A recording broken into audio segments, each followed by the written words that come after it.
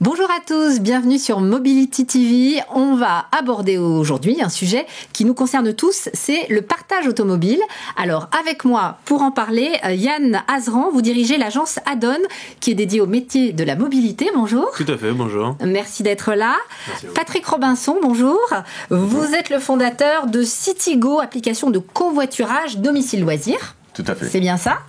Merci aussi de votre présence. Bonjour Amine Boubré, vous êtes responsable de la communication de Caros, qui est le numéro 1 du covoiturage domicile-travail. Exactement. Alors donc voilà nos 3 invités. Et pour m'épauler, pour poser peut-être quelques questions qui fâchent, qui sait, Guillaume Crunel, bonjour. Vous représentez Deloitte, qui vient de mener une grande enquête mondiale, dont j'aimerais bien que vous nous posiez les bases, que vous nous donniez les résultats, parce que je pense qu'ils nous permettent de poser ce débat sur le partage automobile. D'accord. Donc nous avons sorti il y a une semaine une étude mondiale qui est une étude annuelle sur les tendances de consommation des conducteurs sur 20 pays, 25 000 personnes interrogées, et avec pour la première fois cette année une optique particulière autour de ce qu'on appelle les nouvelles mobilités, et plus particulièrement tout ce qui est partage du véhicule ou partage des trajets. Les questions qui étaient posées, c'était de savoir tout simplement si ces nouvelles mobilités, en majorité urbaines, étaient de nature à changer fondamentalement la manière dont on se déplace, et de manière induite, le fait qu'on possède ou possède pas des véhicules maintenant ou dans le futur. C'est des choses qui sont annoncées comme arrivant, et je pense sur ce sujet-là, l'ensemble des participants ici auront beaucoup à dire. La question a été posée. Ce qu'on ressort comme principaux enseignements, c'est le fait que l'ensemble des personnes restent extrêmement attachées à la propriété individuelle de son véhicule. Pour une grande partie de la population, plus de 50% de la population sur l'ensemble des géographies, on reste attaché au véhicule personnel, et on ne prévoit pas dans les 5 ans qui viennent d'avoir une consommation très différente de sa mobilité. Pour autant, il y a quand même des choses qui se passent. L'usage tout ce qui est covoiturage, partage des trajets, ce sont des choses qui ont évolué. On constate que sur l'ensemble des géographies, il y a plus de gens qui l'utilisent qu'il y a 3 ans. Mais en même temps, les utilisateurs dits intensifs, ceux qui l'utilisent plus d'une fois par semaine, ont baissé. Donc on a des phénomènes assez contradictoires qui font que tout ne va pas dans le même sens. Plus de gens les utilisent, plus de gens essayent, donc c'est bien rentré dans les mentalités, mais pour autant ceux qui rentrent, qui considèrent que ce sont des modes de consommation prioritaires, sont probablement moins importants qu'avant. Il ne faut pas désespérer, pour ces mobilités-là, il y a des impacts générationnels qui sont forts. Je ne vais pas vous faire un gros scoop en vous disant que les nouvelles générations sont d'autant plus propre à basculer vers un monde non propriétaire.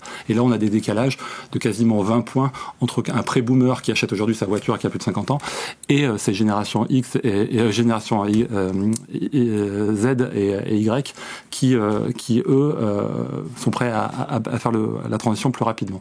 Donc voilà. Alors, posséder sa voiture ou pas, telle est la question. Alors justement, moi, c'est ça qui m'intéressait énormément quand M. Crunel parlait de l'étude, c'est que il y a ce gap générationnel et il y a également le côté géographique qui joue beaucoup. Savoir une personne qui vit en métropole, notamment nous qui sommes là aujourd'hui à Paris, on se rend bien compte que plus ça va et plus on a été en fait éduqué ces 10 dernières années à lâcher prise sur la propriété de son automobile. Donc il y a par exemple, on prend les nouvelles générations en métropole, bah là on se retrouve justement à mon avis sur cette enquête, mais je vous laisse me répondre là-dessus, avec une vraie différence, avec un lest largement lâché sur la propriété du véhicule. Je suis tout à fait d'accord avec vous là-dessus. Si on veut donner un chiffre, il y a plus de 50% de la population de la génération Z, donc là encore plus jeune que la génération Y, qui considère qu'il va pouvoir vivre sa vie sans posséder un véhicule. Alors on parle, encore une fois, il faut faire une différence entre Paris, les grandes villes et la province. On parle d'une population très jeune, éduquée, urbaine. Urbaine, parce que parfois on n'a pas tellement le choix, et puis les applications d'autopartage, justement, est-ce que j'habite un petit village au fin fond de la Creuse, est-ce que j'ai une chance de pouvoir bénéficier d'autopartage ? Alors c'est une vraie question. Je pense qu'aujourd'hui, que ce soit Citigo ou d'autres plateformes de covoiturage de courte distance, vous allez avoir assez peu de chance. Dans les discussions que l'on a avec le gouvernement sur la nouvelle loi des mobilités, il y a un sujet qui est un peu épineux, qui a agacé certains déjà dans le passé à cause de mauvais comportements de plateforme, mais qui est le taxi amateur. Et là, il y a quelque chose, alors je ne mets pas d'huile sur le feu, je ne suis pas contre les taxis, ne vous inquiétez pas, je les adore, j'ai plein d'amis taxis comme on dit, et VTC, mais ça peut être une solution, une personne qui a du temps, qui est retraitée, qui est même au chômage, qui va pouvoir transporter une personne, parce que c'est un village de 100 personnes, ou même 1000, ce qui n'est pas non plus énorme, à 10, 20, 30, 40 km avec son véhicule, et cet comportement amateur qui sera fiscalisé, parce que ça c'est important, on a besoin d'avoir un peu les mêmes règles, pourra faciliter le transport. Après, il y a d'autres solutions de covoiturage sur lesquelles certains travaillent, avec beaucoup de courage, on verra si ça marche ou pas, mais je crois que c'est important de tester différentes solutions. Oui. Parce que vous êtes spécialisé sur les trajets domicile-travail. Alors j'habite un petit village et je vais travailler dans une grande ville à, je ne sais pas, 20 km. Est-ce que vous avez aussi des solutions pour des endroits qui sont peut-être moins faciles à atteindre que comme nous, à Paris, dans les grandes villes? Oui, bien sûr. En fait, moi, je voudrais justement nuancer un petit peu l'attachement qu'on a à son véhicule. Pour moi, il n'est pas complètement irrationnel. Il est souvent lié aux freins qu'on rencontre. Et effectivement, ces freins sont plus nombreux dans une zone qui est moins bien desservie. Maintenant, effectivement, il suffit d'apporter une solution qui permet de lever ces freins-là pour qu'on voit démarrer le covoiturage dans des zones où a priori, il était plus compliqué de le faire. Nous sommes présents par exemple en Normandie, Carrosse, donc on arrive à faire du covoiturage dans des zones rurales. Vous l'avez bien dit, donc en direction par exemple de Rouen, qui a un bassin d'emploi. Donc les gens adoptent assez facilement la solution du moment qu'elle lève leurs freins, c'est-à-dire où on peut organiser son covoiturage facilement, où on a des gens qui vont dans la même direction. Donc effectivement, là, on peut apporter une réponse technologique pertinente du moment qu'on lève les freins, et cet attachement au véhicule est souvent lié à ces freins-là, la conversion se fait assez naturellement. Et puis il y a un aspect souci environnemental, je pense, qui est partagé, pollution. Et puis il y a aussi un aspect financier, parce que avoir sa propre voiture, c'est très cher. Bien sûr. Donc, est-ce que c'est ce que vous constatez aussi Non seulement c'est ce que je constate, ensuite le problème c'est que sur le covoiturage, pour moi, va avoir beaucoup de sens et au niveau de l'impact écologique et au niveau de l'impact économique quand il s'agit du domicile-travail. Puisque j'ai 2 collègues qui sont au même endroit ou 3 collègues qui sont au même endroit et qui vont à peu près vers la même localisation, c'est parfait, c'est très efficace. Par contre, quand on est dans une grande ville et qu'on a le permis de conduire, logiquement, aujourd'hui, les nouvelles offres qui sont venues s'étaler ces derniers mois, alors on avait ici sur Mobility TV parlé avec Antoine Scoyer de Move in Paris pour Renault, là en autopartage, non plus en covoiturage. Il y a également Car2Go, qui appartient à Daimler, qui s'est lancé à Paris, qui est déjà présent en Italie, à New York, à Berlin, etc. Aujourd'hui, on prend une Smart électrique. Oui, mais on prend une Smart électrique en free floating pour 20-24 centimes par minute.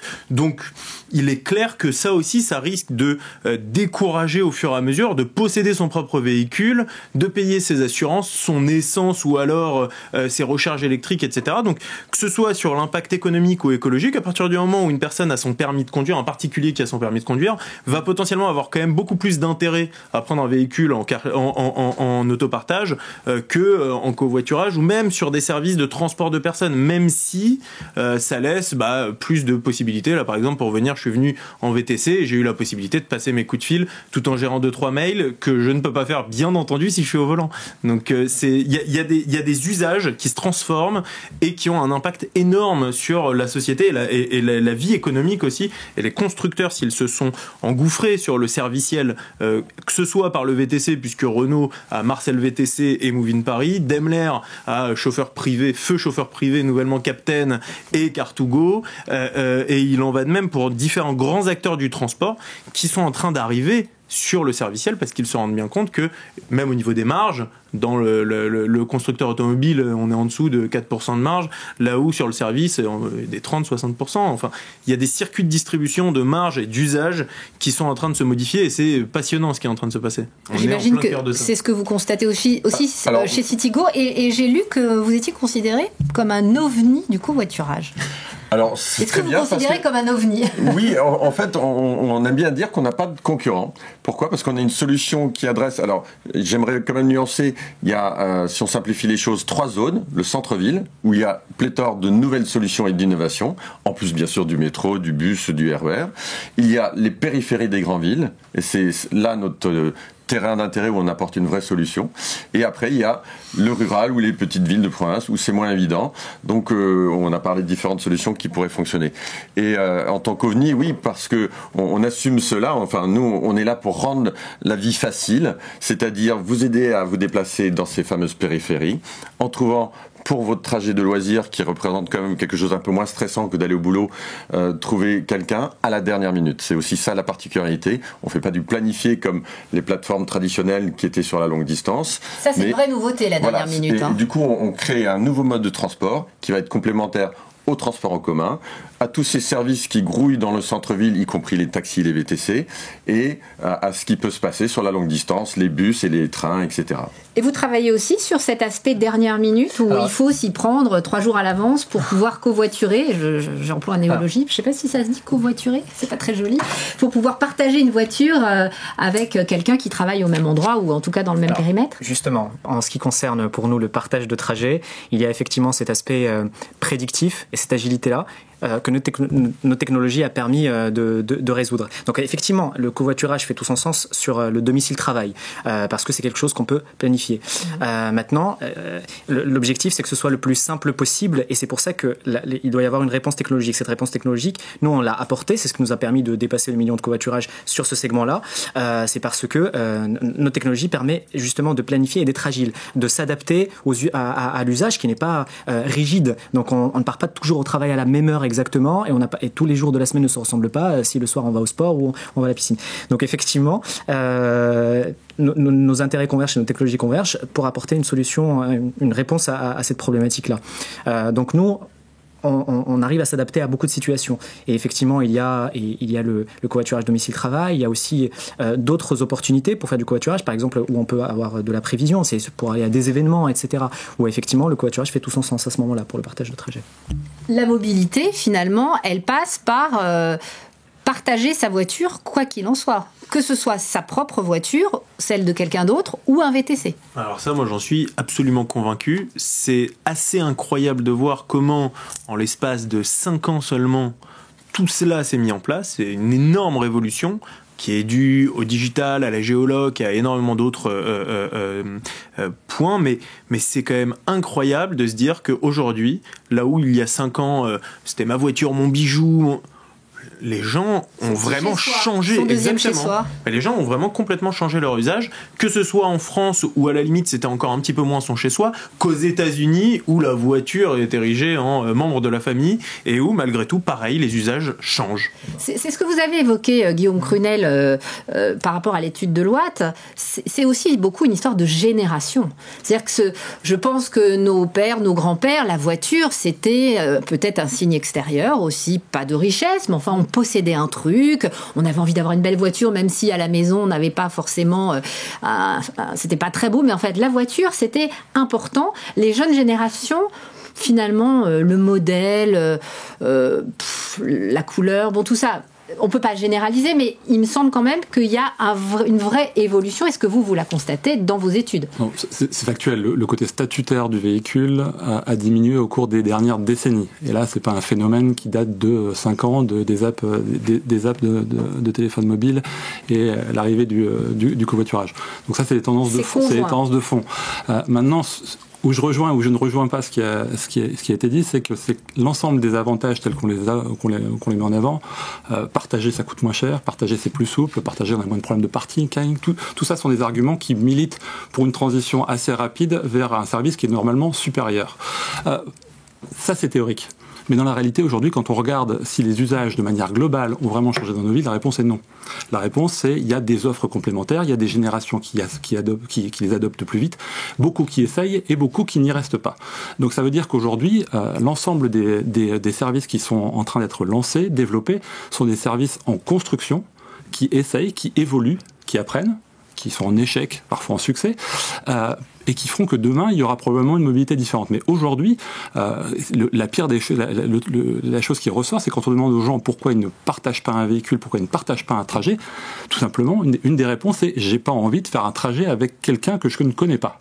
Ça, il faut que l'ensemble des arguments économiques d'usage l'emportent sur ce type de contrainte qui est réelle et qui est là transgénérationnelle. Cette prévention, vous la constatez ? Tout à fait. C'est d'ailleurs une des raisons pour laquelle on est sur le domicile loisir. Donc quelque chose qu'on va faire en covoiturage de temps en temps. La moyenne sur notre plateforme, c'est 4 fois par mois. Ouais, pour des durées de trajet à peu près 25 km en moyenne, donc 20 à 30 minutes. Et avec un point très important, le conducteur, il va le faire de temps en temps.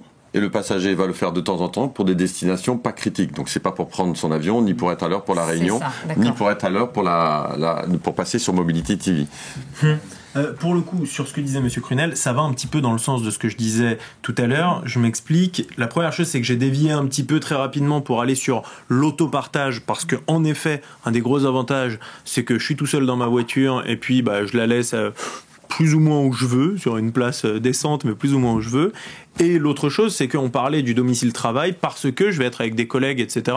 Donc éventuellement, je vais me sentir un peu plus en confiance. Ou, dernier cas, c'est le cas le plus classique, taxi ou VTC, parce que j'ai affaire à un professionnel de transport qui va pas essayer de devenir mon meilleur copain et on va juste avoir un trajet, il va m'emmener d'un point A à un point B.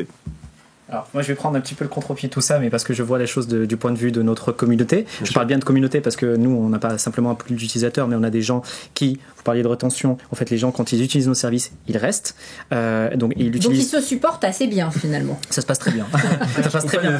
Alors, non seulement ça se passe très bien, mais ça permet de remonter des belles choses. Nous, on a des utilisateurs qui sont ravis de rencontrer de nouvelles personnes, qui soient leurs collègues. Voilà. Le premier mariage carotte, peut-être, c'est Thigo. Non, mais voilà, que ce soit des collègues qui travaillent dans des grandes entreprises, parce que aujourd'hui nous avons des partenariats avec des entreprises qui sont dans des bassins d'emploi assez importants, ou que ce soit simplement des gens qui covoiturent avec des personnes qu'ils rencontrent pour la première fois, ça se passe plutôt bien. Et les gens restent, et une fois que le service répond véritablement à leurs besoins, c'est-à-dire qu'il répond à ce besoin critique, je ne dois pas être en retard au travail, je dois pouvoir compter dessus, cette fiabilité-là, une fois qu'il y a une réponse à ces problématiques techniques, et derrière aussi sur l'aspect social et psychologique, on arrive à répondre à cela, ça se passe très bien. Et je suis aussi, en fait, quand vous aviez dit le côté statutaire de la voiture et la possession, pour moi, ça ne veut pas dire qu'il faut sortir le psychologique de l'équation. En fait, il est juste remplacé par autre chose. Nous, les gens qui utilisent les services sont très contents de savoir que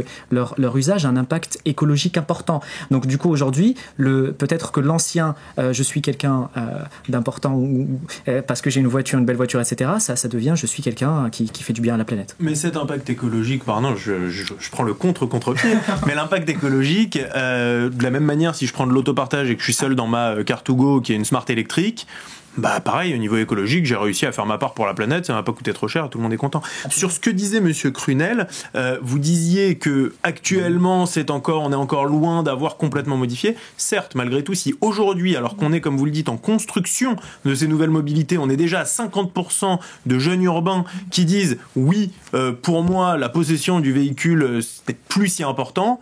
C'est quand même qu'il se passe un truc énorme. Mais je pense que tout ça va dans le sens des grandes tendances de l'époque. Maintenant, il faut quand même apprendre toutes les projections sur une population qui, en partie dans les villes, n'a pas son permis ou ne l'a pas encore passé, n'a pas l'ensemble des contraintes de vie qu'un adulte qu'ils vont avoir en étant adulte. Bon, il peut y avoir une grande différence. Ce qui est important, c'est que les services qui vont leur être proposés demain, au moment où ils feront face à ces problématiques de vie, leur permettent d'avoir une mobilité tout à fait optimisée. Alors, est-ce que l'autopartage, c'est l'avenir ? Tout simplement. Je pense qu'on peut dire une seule chose, il n'y a pas dans la mobilité de demain, il n'y a pas une solution pour tout. Il y aura des contributions, il y aura des offres, et c'est tout simplement ce qu'on voit aujourd'hui autour de cette table. Et c'est ce qui nous permettra de faire d'autres tables rondes autour de la mobilité, sujet inépuisable. Je vous remercie beaucoup d'avoir été avec nous aujourd'hui. Merci de nous avoir suivis sur Mobility TV et à très bientôt.